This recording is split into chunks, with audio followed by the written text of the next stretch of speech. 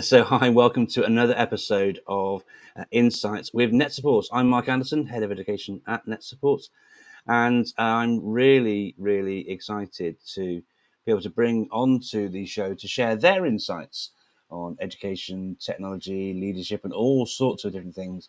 Maybe a little bit of a focus on digital transformation as well. The gentleman who's joining me today is someone who I've known for a number of years now. We've managed to meet on a variety of continents, and he's got a lot of experience in the education space.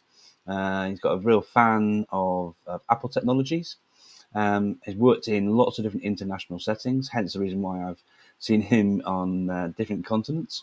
But I'm really, really pleased to welcome onto Insights with NetSupport the one and only Mr. Coby Reynolds. Welcome to the show, Coby. How are you doing?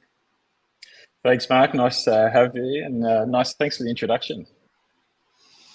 So you're very, very welcome. Look, I could sort of go on and do your CV for you because we know each other quite well. But rather than me do that, do you want to share a little about your experience in education and sort of where you've been, where you've worked, the experiences you've had, and where you are now? Sure. Obviously, I think you mentioned, Mark, you and I have been, are we up to 4 continents nearly, almost, at least a few different countries. But I think a part of my experience is I've been a teacher for nearly 15 years now, and sort of had experience working in Australia originally. You can pick up the accent probably today. And then after a few years of teaching in Australia, I was looking for sort of a broader aspect of what education could bring and offer. And that sort of took me across internationally. So spent a little bit of time in the UAE, working at a school there, supporting them with their digital transformation in the end around iPad technology, and sort of implementing some programs. And then, as we can do and teachers can do, is they are able to move to different locations because there's pretty much a school in nearly every country in the world and every place that you think you might want to go. So we looked east and went sort of to Asia, where I spent 5 years there with my family and working at an interesting setting school with a bilingual aspects where students would learn particular subjects in different languages and things like that. So a really interesting model. And again, supporting their transformation around technology and implementing device models and curriculum and supporting teachers in what they're doing. And then for the past few years, I'm now back in Australia, located down in Melbourne on the surf coast. For any of those people who've been down there, the 12 Apostles, Great Ocean Road, sort of that sort of lovely part of the world, where I now sort of support a bunch of schools locally and internationally, supporting them in their digital transformation journey as a consultant now. Fantastic, Coby. Thank you for sharing that. And it's interesting you talk about the sort of international school aspect. Something that's always sort of high on my sort of thinking when I work with schools and speak of schools internationally is that sort of that cultural sensitivity and getting that local context as well. I'm going to dive into some questions later, I think, about the Australian education system. But as an educator, how did you... I'm thinking about your work in the Middle East, for example, or in Hong Kong. How is it that you get to learn? Are there professional development programs within the schools you work in? How do you get to learn about the local quality assurance processes, any curriculums? How do you sort of get around all those sorts of things, Coby? I mean, from a like teaching and learning standpoint, Mark, these schools are very similar to what we work in. No matter where you are, if you're in a country school from Victoria in Australia where I was, and moving to the desert and working at Sharjah in the UAE, schools are schools and kids are kids at the end of the day, and it's really interesting to see. Obviously, learning a new curriculum does take time, particularly around different standards and how reporting happens and things like that. But in regards to the teaching and learning, it's actually really similar, and a lot of people are quite daunted in the fact of well, how do you go about that? How do you teach overseas? How does that work? Do you know the language? You know, Mm, and all these these are the questions that pop up a lot. Oh, you worked in Hong Kong? Do you know Chinese? And you know, did you have to speak Chinese to work there? You know, and I think there's that perception that these schools are very similar to the schools that we have at home. They generally probably a little bit more well resourced as a general rule of thumb, mm, given the fact that they're more high fee paying generally, um, depending on where you are, of course. But as far as the cultural aspects, for me, moving to the Middle East as a young 23-year-old at the time, it was a really interesting cultural education on my behalf to better understand the Middle East as a culture and teaching mm, students from, you know, I think we had something at that school like 70 different nationalities based on passports, something really crazy like that. You know, mm, in a place where it's so global, but yet, you know, so familiar in another sense. You know, at that particular school, we were using Australian curriculum. So for me, the change in curriculum wasn't that bad. yeah. However, they also did IB diploma, which was something at the top end, which also gave me an understanding of what international markets are doing. Okay, and then you know, as a part of that, you're sort of developing your own understanding of what curriculum is best for that context as well.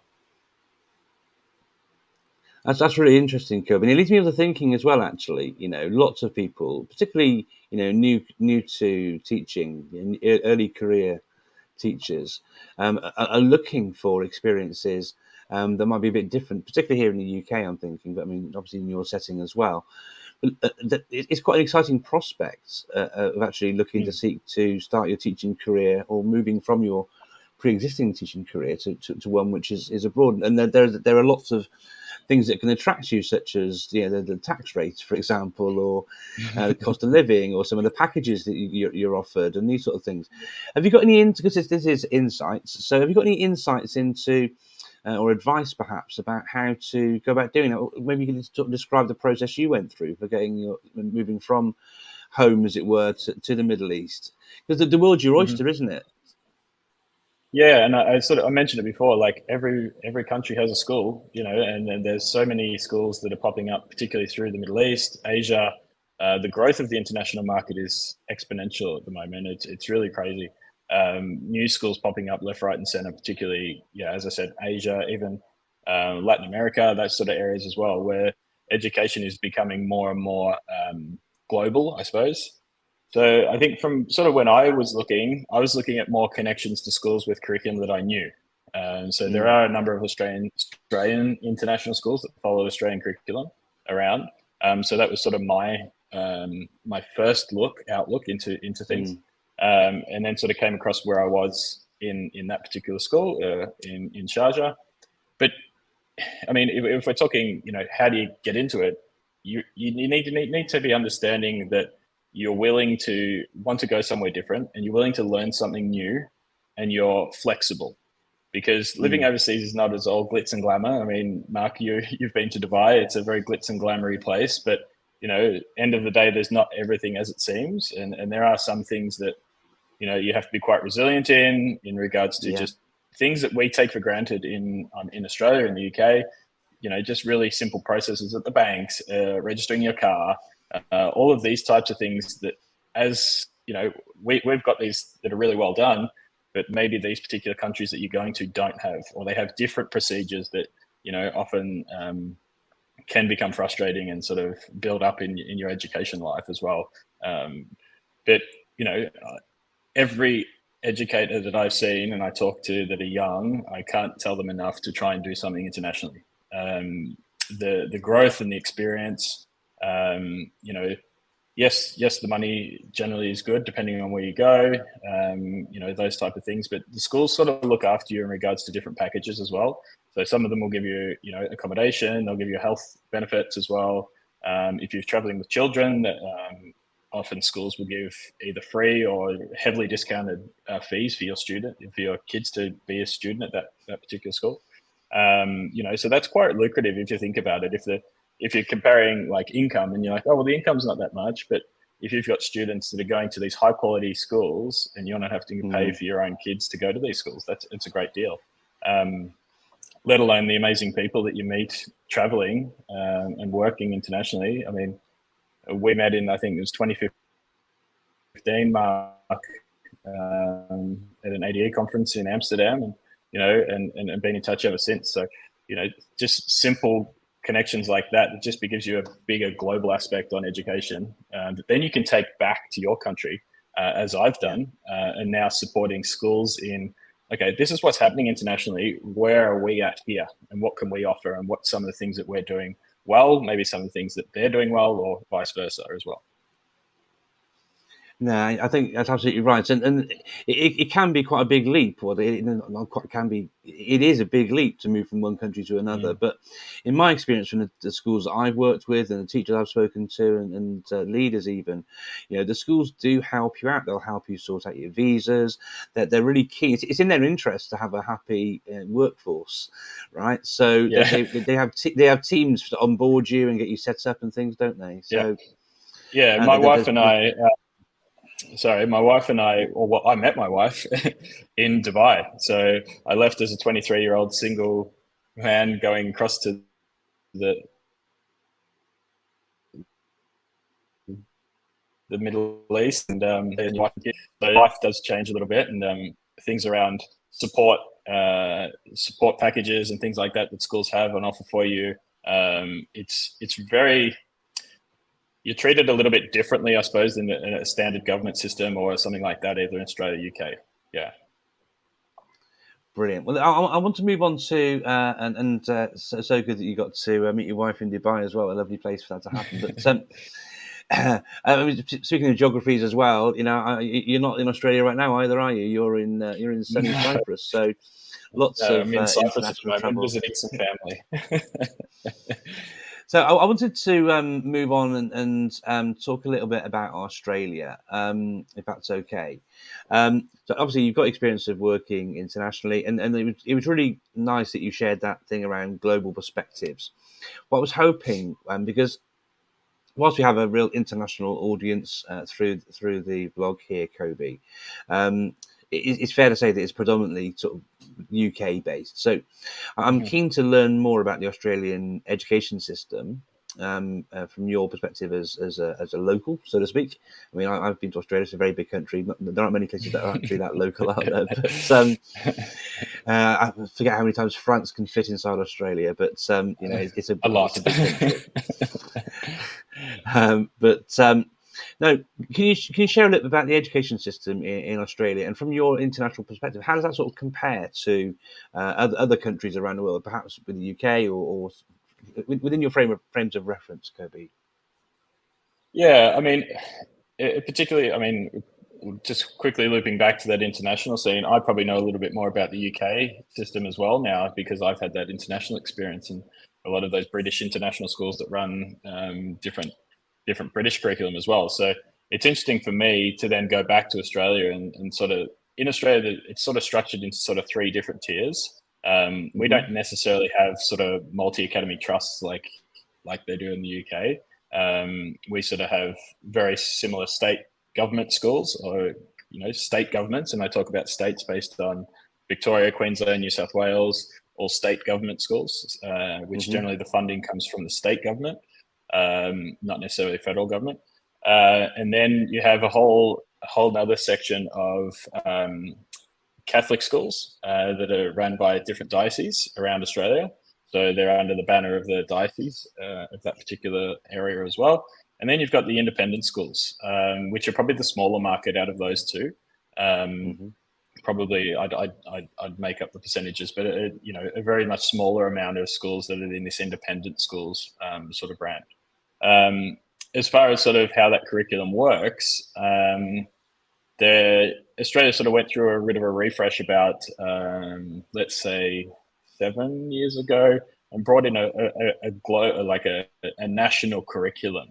As you said, Mark, though, Australia is such a big country, the diverse needs of different students in different areas is so vast.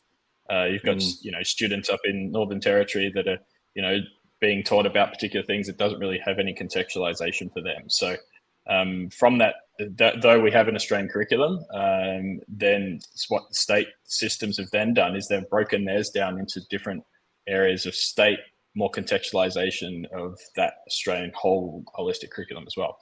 So these are some of the things that we're competing with.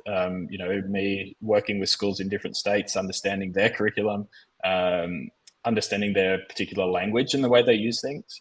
Even though there's some sort of continuity between them, and that's what the Australian curriculum has brought, there is still that individualization in between states and that as well. So if you're looking at it as a whole, comparing that to international, the actual Australian curriculum is actually quite well known in that international circuit.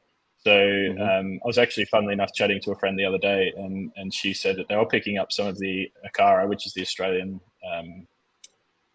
curriculum. They were picking up some of the digital capabilities from the Australian curriculum in China, that are quite a well-known international school. So in regards to how robust the curriculum is and how outcome-based it is, it's a really, really well thought out curriculum, and they're bringing out a new version in the coming weeks as well anyway, just to update a number of different things as well. Cool, thank you. That's really interesting, and we could unpick all that sort of stuff an awful lot more. But one thing I'm keen to dive even further into, Coby, is so, as someone like me who's a big fan of using technology for teaching and learning, or to support and enhance teaching and learning in the classroom, how does technology sort of fit into the curriculum in Australia? And maybe if you could sort of touch on as well sort of things around safeguarding and data privacy. How big is that as digital citizenship and literacy for students? How sort of big are these sort of topics on the agenda in Australia? Look, it's interesting, Mark. I mean, obviously, coming from internationally and then coming back and seeing, certain schools are doing a really good job and certain schools are not. And I think that's probably the common story everywhere. I don't think that's just, Australia as well. You've got these schools that are lighthouse schools and they're doing everything really well. Then you've got these schools that basically don't even teach it and it's non-existent. And however, with the new version of the curriculum that I mentioned, they're bringing in a whole another area around digital literacies. And what does that mean across the curriculum? So technology sits as a general capability. So it's not a core subject area. It sits as a general capability. And that means that it can be taught across a range of different curriculum areas and should be taught across a range of different curriculum areas. However, schools are still teaching, aspects of it as a single subject area as well. And I know that's very similar in the UK, where you have computing class or head of computing sort of roles in those sort of schools. In Australia, it's called Digitech. There's a little acronym. People call it different things everywhere, but Digitech is the common phrase that's used in Australia. So Digitech is in schools, there's a Digitech specialist possibly, if the school can afford to have a particular subject area for that. That's through primary school. And then in secondary, there will be a digital technologies teacher, but it's only generally taught from a sort of 7 to 9 perspective. And then after that, it's more of an elective as well. So I'm not sure how that sort of differs with that in the UK, Mark, as well. So students have, as part of our national curriculum here in the UK, an entitlement to computing education right through from early years right through until they're 16. But it kind of narrows a bit when you get to age sort of 14 to 16 for Key Stage 4. What tends to happen, I mean, it's embedded within the curriculum in primary. In secondary Key Stage 3, there's normally a discrete lesson a week. And then it goes back to being cross-curricular in Key Stage 4. But at the GCSE level, students can then also opt, like as an elective, to do a specific GCSE qualification in computing, and obviously then similarly at A level as well. And different schools are going to have different approaches to how all these different things are delivered and done, and how much curriculum time is given to those subjects, and so forth and so on. But it differs like everywhere in the world, as you said, Coby, right? Yeah, I suppose Australia is quite similar in that model. I think in more recent times, the development of STEM and what does that look like across the curriculum, and you're seeing I call it a little bit of the buzzword of education right now is that STEM sort of aspect, and bringing in STEM coordinators and things like that into schools is very hot topic at the moment in particularly in Australia. But I feel that it's very science heavy rather than a technology, engineering, mathematics as well, and sort of how does that mix together. I still think that there's a lot of work to do there in regards to how technology supports that, particularly as you mentioned around digital citizenship, but also around data protection and things like that that students are just not aware of. Particular few schools that I work with, we teach really basic AI and machine learning at a grade 5-6 level, which is your key stage 2, 2-3 level, and just getting them to understand how their data is being used, just by browsing online and their cookies and things like that, and they're a little bit blown away how that kind of works and things like that. So that's built into the curriculum. However, the issue is a lot of teachers are not educated on what that actually means and how to teach it. And I think that's that sort of where I sort of support schools in finding gaps in A, what they're teaching in the curriculum, and B, what sort of technology they're able to leverage across their school. Brilliant. That would be a fantastic segue into me diving into the work you do now. But I wanted to ask another question about Australia before I do dive into that. And we really will do, because I'm keen to get some insights, particularly around digital transformation and digital strategy. But I was really fortunate back 15 or so years ago to go on a Department for Education, UK Department for Education funded research trip to Adelaide. And it was looking at sustainability in schools. Now, as you all know, Australia is quite an arid country. You really do have to make your resources go an awful long way.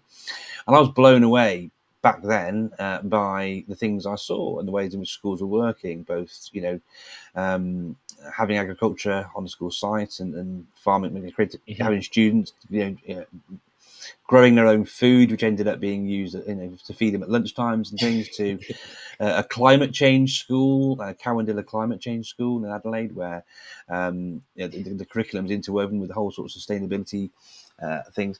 I wanted to ask you, Coby, about sustainability. It's a big topic, and climate change is getting to be an even bigger issue. I was at an event this week, and so there's some statistics about how concerned young people are about the planet and energy costs and the impact we're having on the planet. And obviously, school budgets are I'm sure you're experiencing similar increases in the cost of living and the price of energy and things like that. So technology can play a huge part in that. And I wondered, as a country that I knew was innovative and has been for a long time around these sorts of things, whether you had any insights into innovation that's happening in this sort of space, particularly around technology. Yeah, obviously, particularly with how the curriculum works as well, Mark, I sort of mentioned with that STEM aspect before. So a lot of teachers are sort of leveraging that sustainability targets and things like that, and by being able to use technology like a microbit, for example, to attach to a solar panel and things like that, to power motors and things like that as well. So these are all things that are happening within the schools. But if you're talking at more of a industry level, and how one of the newer initiatives, particularly in Victoria, they're calling these they're called the tech schools. And at the moment, I think there's about 9 tech schools across the state that they're basically used as an outreach program from industry needs, and then how to get career pathways for students into these particular needs and categories, right? So an example of one of the tech schools that I visited recently, they have with their local water authority, around AI detection and waste detection going through. So students go in and there's a design thinking problem around that, and then they're able to, dip their toes, I suppose, into a water of AI and automation, and then looking at these careers that can support these sustainable careers as well, and sustainability as a whole. So these tech schools have a framework around that. The design thinking is their framework, but then they also linking with these industries that are doing things really innovative in particular around agriculture. Agri-tech's a big one in Australia. Yeah. So farming is a massive industry for us here. So that's sort of something as well. Looking at, how drones can map particular sections to understand where, water flows, best planting locations for different crops, mapping out where the crops are going to be and which ones work together really well. There's a range of different companies doing things like that as well. And just trying to get kids into those spaces to say, hey, I could actually do this as a career. And I think that's where Australia is at the moment, really trying to upskill our digital careers and looking at identifying pathways through our TAFE universities and through mainstream universities, and how students can actually get into these careers easier. That's really interesting. That's great and great to hear. I've obviously got fond memories. It's a fantastic country, but I was just blown away by the sheer scale of it in comparison to where we were in the UK. So the work we did, learning about things that are happening in Australia, then fed through to government strategy and things around sustainability here in the UK. So again, sounded like you're many steps ahead, but that sort of the pathways in particular into industries which are important for the country. That's great to hear, Coby. Thank you. Listen, I wanted to, like I said, unpick some of your work that you're doing now. So I have seen, actually, and I'll pop a little ticker about this. You've recently launched a it's not called Coby's Digital Transformation in Schools Guide. It is just a Digital Transformation in Schools Guide. But can you talk a little about your work in schools and then how that's? I mean, over the years, you said you've got experiences in supporting, in introduction to new programs, transforming teaching and learning with technology in schools you've been working in. I'm guessing your guide is sort of a broad strokes sort of approach to how you might want to do that, and then perhaps an opportunity to say, come and talk to you about how you might get that done. Is that a fair assumption? I've not had a chance to read it yet, so I feel really bad. I'm ill prepared, Coby. That's all right. I'll let you off this time, Mark. Don't worry.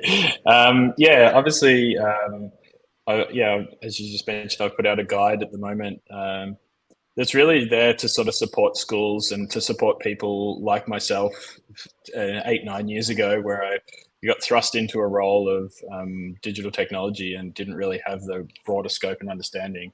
I was a young teacher who liked technology, and having some sort of strategy and framework to work from, so through my experience in the UAE and then in Hong Kong, I sort of developed this framework around creating a really balanced program for digital technology, and looking at elements of what do we just look at the teaching and learning, or do we need to ensure that we've got a balanced area of resources, support, all of these type of things. So understanding that leadership is really important in technology, and understanding that there's a clear vision. Where do you want to be with technology? How do you want to be using technology? So I sort of unpack that a little bit in the guide as well. And then so would you say those things you mentioned in there could be like your sort of pillars, the things to consider, so like vision and leadership and so my five key points are: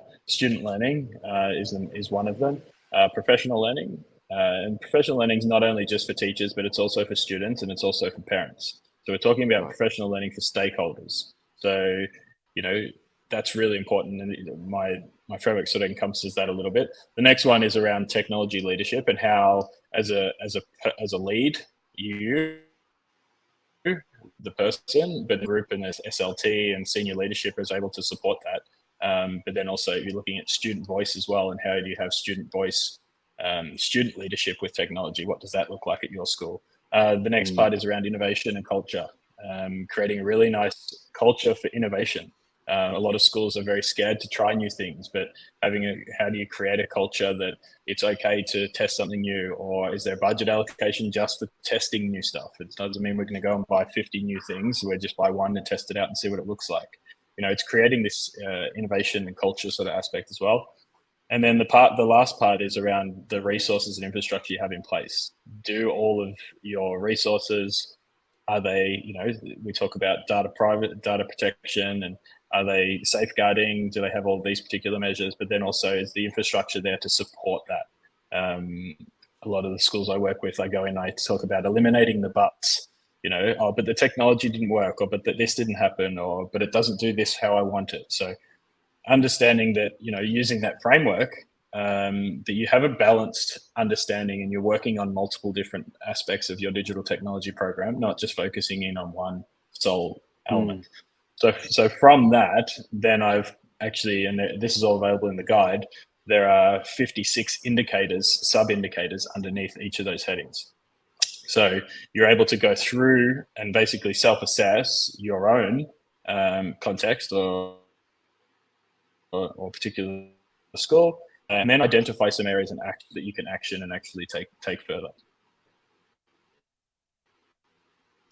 Cool. That sounds really useful. And I love the broad strokes there, and particularly sort of stakeholder engagement. So many sort of schools that I engage with that don't consider the broader engagement, and you'll know yourself what an advocate I am for students being involved. Student digital leadership is just so helpful, transformational in making sure that things work, and taking on board their points of view and taking on board student voices is massive. Can you share a little bit about how you've engaged students in the past, Coby, in the work you've been doing? Yeah, a lot of the work, one of the things that whenever I've been using this framework loosely for the past 10 years. And I've actually finally got it down on paper and being able to share it with everybody, which is great. In a lot of these areas, there's a particular area around student voice and how students are able to have a say in how policies are developed, have a say around, what do they want to learn with technology. There's a whole aspect around that, the technology leadership and understanding that do you have a digital leader group set up for students, and do they have a voice to support your ongoing program?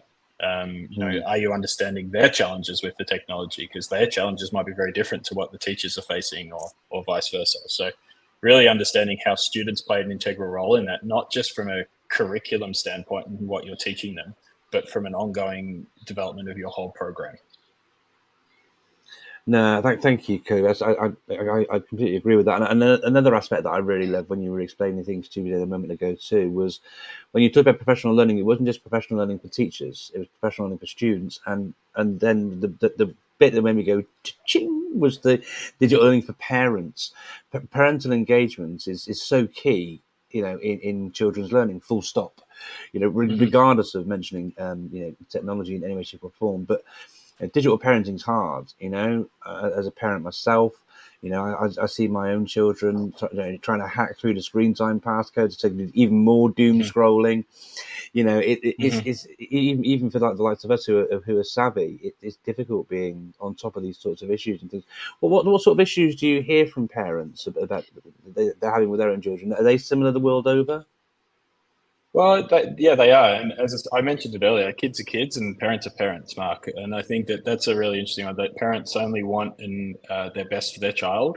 And it's really, I'm a parent now, and it's a really interesting flip that as a parent, you think about things differently now, and you go, oh, well, and that sort of helped me with my understanding on what I'm doing with parents. But I think that whole professional learning element, we talk about digital natives. I think Mark Prensky coined that term in the early 2000s, and around digital natives, that we assume these kids, just because you're going to give them a device, that they're going to know how to use it. And I think that assumption needs to be sort of, and it has been defunct somewhat, that, you still need to offer these professional learning opportunities for students as well, and as well for parents. So as a part of the work, particularly around device program implementations, parents are somewhat hesitant because their children are surrounded by devices and technology in their lives, that now they're going to go to school and they're also going to have one, and they're going to have free reign on the access to the internet and all these sort of things, and so there are these concerns from parents, but giving them a better understanding of what teaching with technology looks like is really important. And it's a huge part in creating a successful program at your school, is really engaging those parents, but engaging all stakeholders, because I mentioned before, understanding different people's perspectives, it will help your program grow further, because you might find, like we did in Hong Kong, a number of parents who work in these particular industries that can offer really great insights to how your program could develop. as well. Absolutely. I mean, I've seen that myself as well. Just to, finding out what the parent body actually do, and asking them to get involved. We've had both with me in post and schools I've supported since. Getting governors involved, parent governors who are experts in areas which can feed in. They might not be experts in teaching and learning with technology, but they might be a network manager in a big No. corporate organization, for example. So there's lots of opportunities to tap into that parental community to support. The thing I love about all that as well, Coby, is that digital literacy for students, knowing how to use technology to best support their learning is a great thing. Digital parenting is great, but the pivot that I really like in how you've shared that, Coby, is just calling it professional learning, because Mm-hmm. it strikes me as we're having a conversation, people are people, regardless of whether they're 3, 30, 80, what have you. And whilst the reasons why we might be choosing to use the technology might be different, treating it as professional learning, it doesn't have to be learning how to use this for this, for this, for this, for this, and then pigeonholing it. It is professional learning. And I love that pivot because not only does it encapsulate all those different things, but it also unifies the different stakeholders under the same roof, doesn't it? And Mm-hmm. makes us sort of joined shareholders, in that same journey of learning. And it's just as hard for a school leader sometimes as it is for a teacher to a student to learn how to use OneNote for annotations, or OneNote for peer feedback, or the camera on the iPad to capture text, or whatever it is, the tool you're going to be using. That's really, really useful, Coby. We're almost out of time, really, for the conversation. Were there any more things that you wanted to share about during the course of our conversation today? Just probably a little bit around sort of some of the things that I'm seeing in schools, Mark, and I think that what do these trends look like? Some of the work I do with EdTech Alliance, they're a non-for-profit organisation that supports schools around that digital transformation, is we're looking at identifying what trends are schools currently doing in their digital transformation space. So a lot of these are what you just mentioned before. You might have a board member who works in networking and infrastructure, and adopting some of these practices from industry in your particular environment as well. So looking at what corporate business are doing and actually bringing Mm, that back into how does that actually work within your school. Looking at particular business cases and cost of value of different initiatives that you're doing as well, return on investment. All of these types of business terms and things can really support your digital technology programs, which then sort of links a little bit into how schools and what the work I'm seeing particularly with them is schools are trying to streamline their use of technology, particularly software. um, I think post pandemic, everyone's playing catch up on all these different programs that people were using for home learning and all this sort of stuff. That mm, they've got 4 or 5 different programs that do the same thing. As you talk about cognitive load for teachers and parents and students to understand how to use all of these programs, it's crazy. And I think that mm, schools now are starting to identify what does that look like and how can they streamline a lot of those resources as well. Um, as I said, software, but also hardware as well. You're looking at what's an effective model, and again, cognitive load of digital literacy from using a tablet device into a computer, laptop computer, and what does that look like? And then the third point is around that safeguarding and child protection and data. What does that mm. look like? And you're hearing some stories around international schools being targeted for cyber attacks and leaking of information.